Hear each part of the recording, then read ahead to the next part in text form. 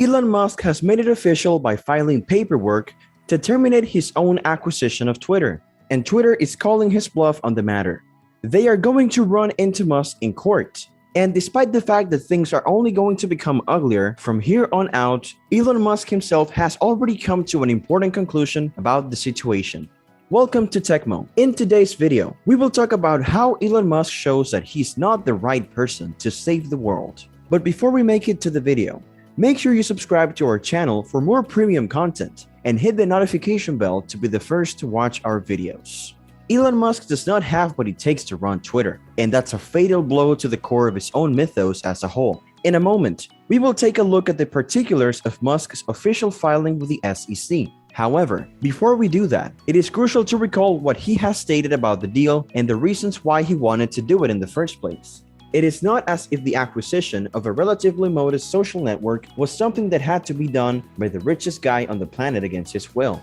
Musk's behavior surrounding the deal has been defined by a lot of clear trolling behavior, which leads a reasonable person to the conclusion that he was never serious about it to begin with. And we are already seeing a lot of Musk stans and Twitter haters dividing a 4D chess narrative that makes his mistake seem as though it was purposeful. But in the excitement around the takeover of Twitter, Elon Musk expressed a few things that simply cannot be disregarded. This is due to the fact that they go right to the heart of what made his reputation in the first place, that he was a visionary, an audacious industrialist, a futurist, and possibly even the one who would find a solution to climate change and multiplanetary civilization. It is true that in recent times he has been putting in a lot of effort to build up a large following among various social reactionaries and right-wingers who are more concerned with his trolling than the goals of SpaceX or Tesla. But Elon Musk's actual credibility, if he ever had any, came from being the public face of genuinely massive and aspirational attempts to improve the state of the world and make it a better place. Even though he probably didn't need to, he brought the same enthusiasm to the Twitter transaction as he had for saving the world. Musk stated that the fact that Twitter has evolved into a de facto town square was what inspired him to take the action that he took. He also stated that it's very important that people have both the reality and the perception that they are able to speak freely. Musk, when participating in a TED conference, stated that the transaction will not result in financial gain. His precise remarks were as follows: "It's about the future of civilization, but you don't care at all about the economy." After that, when speaking privately to Twitter staff, Musk added, "I want Twitter to contribute to a better, long-lasting civilization where we better comprehend the nature of reality." Musk also said that Twitter has an incredible amount of untapped potential, because things that are important to the future of human life are not things that you typically troll people about, and that should be especially true if you are Elon Musk, who has spent his entire modern career since Tesla cultivating the idea that he is on a mission to save the future of humanity and spread civilization across the stars. These statements stand out above everything else. However, the goals that his company strives to achieve are extremely important. The "to speed the world's transition to sustainable energy" mission statement is Tesla's driving force. Neuralink's goal is to develop technology that will enable individuals who are paralyzed to regain independence.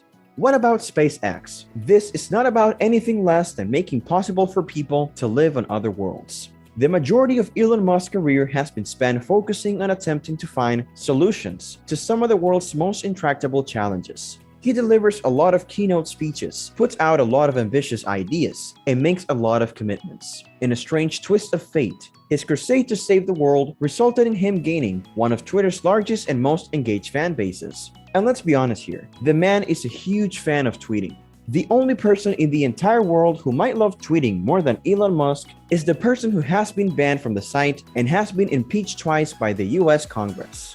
Bear in mind, however, that Musk did not state anything to the effect of, "I want to purchase Twitter because I adore tweeting and I command an army of people here." He stated that Twitter would play an essential role in the development of human civilization in the future. As a result, the business transaction reached the same spiritual level as world-famous companies like Tesla and SpaceX. Musk has been harping on the purported bot problem for quite some time, even engaging in public beefs with the CEO of Twitter over it. We're not going to go into detail about this whole controversy because the Delaware Court of Chancery is about to look at it in more depth. But the TLDR version is that Musk wants to kill a massive agreement because of a problem that is common to all social media companies on the planet. And over the course of several decades, the major social networks have all committed enormous amounts of resources to the process of resolving the issue.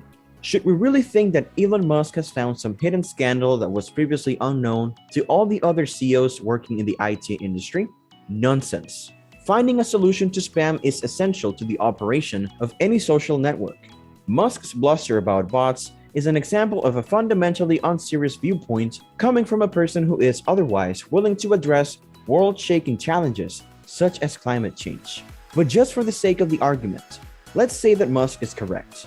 After he began the deal, looked under the hood, and laid out his intentions for Twitter's personnel, he realized that the percentage of bots on Twitter is closer to 20% than it is to 5%. To what end?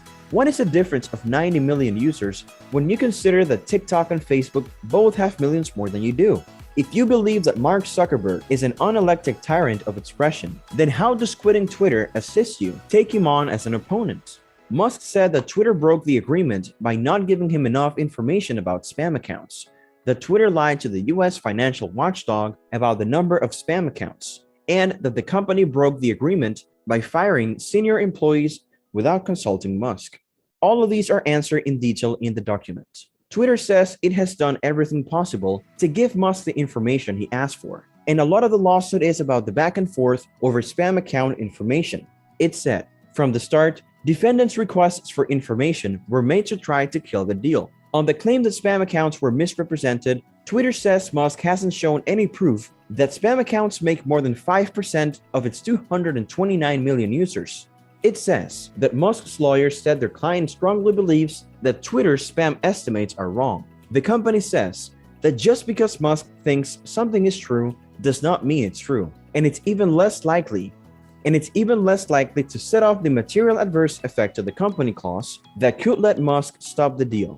Twitter says that to make the clause go into effect, someone would have to clear an extremely high bar that is nowhere inside here. On the claim that employees were fired without Musk's knowledge, Twitter says that Musk's lawyers were told that 2 executives were fired and did not object. It also says that Musk told Twitter employees during a question and answer session that there would need to be some rationalization of the number of employees at the company. There are a great number of hypotheses that can be advanced to explain why Musk put himself, Twitter, and the rest of the world through this charade. In the end, however, Musk was able to write a check that his Smith could not cash. Only 2 options are available to us at this point. Either Musk does not believe he is capable of doing the job he promised at Twitter, or he is not the force that can change the world as much as he is portrayed to be. Either that, or he was lying about the lofty ideas and visions that were the foundation upon which his companies and his image were formed. So that's all for today's video. If you like this video, then give it a thumbs up, and if you want to watch more videos like this one, hit the subscribe button and turn on the notifications so that you will always be notified.